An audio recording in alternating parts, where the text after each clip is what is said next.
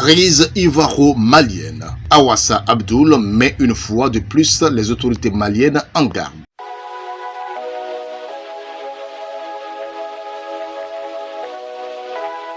Après son ultimatum de 112 heures lancé à la junte malienne dans l'affaire des 46 soldats ivoiriens, Awassa Abdoul, porte-parole en chef de la CONASU, Coalition nationale pour le sursaut, met une fois de plus en garde les autorités maliennes. C'était le mardi 20 septembre 2022 lors d'un meeting organisé au centre culturel d'Abobo. Cette activité s'est tenue en prélude à la prise de parole du chef de l'État Alassane Ouattara ce mercredi 21 septembre 2022 à la tribune des Nations Unies. Un sommet au cours duquel il se penchera certainement sur la question de ses 46 compatriotes injustement détenus selon Abidjan au Mali.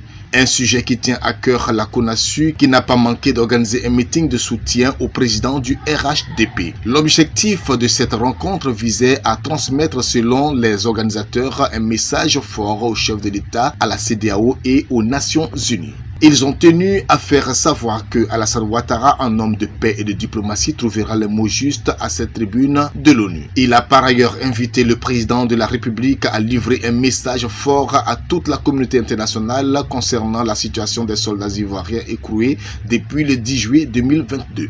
Concernant la junte malienne, Awassa Abdoul les a une fois de plus invités à ne pas pousser la jeunesse ivoirienne à bout dans ce qu'il considère comme un chantage injuste qu'elle fait à l'État de Côte d'Ivoire. Si cette crise perdure, nous allons demander au chef de l'État de nous permettre de lui désobéir un peu parce que cette histoire de nos soldats ivoiriens détenus injustement au Mali aura trop duré. Aussi, le porte-parole en chef de la CONASU a tenu à lancer un appel à la CEDEAO et à l'ONU à qui il a demandé d'œuvrer pour la libération des soldats ivoiriens qui étaient en mission officielle, faute de quoi la jeunesse ivoirienne prendra elle-même ses responsabilités. Il a clos son propos en invitant la population ivoirienne à rester à l'écoute du mot d'ordre qui sera bientôt lancé si rien n'est fait après le sommet de l'ONU. Rappelons que Awassa Abdoul et la CONASU le dimanche 11 septembre dernier avaient lancé un ultimatum depuis Divo pour exiger la libération des 46 soldats ivoiriens,